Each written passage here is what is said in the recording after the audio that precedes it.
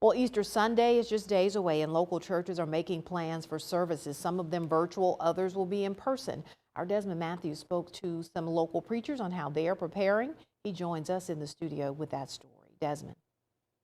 Church services have been different for about a year now. Even with one of the biggest holidays of the year quickly approaching, local pastors are hopeful for the best in the midst of what seems to be the worst. We're preparing for the best and hoping for the best, because there is no worst case scenario for us. Easter services may not be at full capacity, but Covenant United Methodist Church in Columbus plans to celebrate traditionally while still having COVID protocols in place. We'll be having an Easter Sunday worship service beginning at 11 o'clock in the morning. It will be a traditional celebration of Easter in the traditions of the church. Reverend Eugene Bramlett said that they have been in church for the past month, and having Easter services was another way of getting his congregation back together. There was a hunger for us to be together in common worship.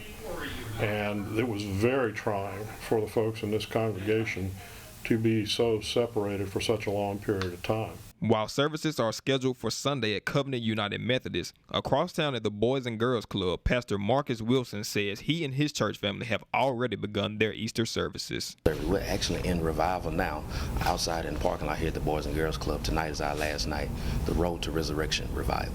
As for Easter Sunday, as far as our Sunday service, of course, praise and preaching and prayer. Also, we'll be giving away baskets to our youth, and we're also preparing a care package for a family in need to be a blessing to them. Both churches say whether traditional or virtual, their message remains the same. We are able to continue that work in our church and in our community to be a blessing, as Jesus has been a blessing to all of us. It is hope. It is the expression of love, the expression of resurrection. The Mississippi State Department of Health this week updated guidelines for worshiping in person.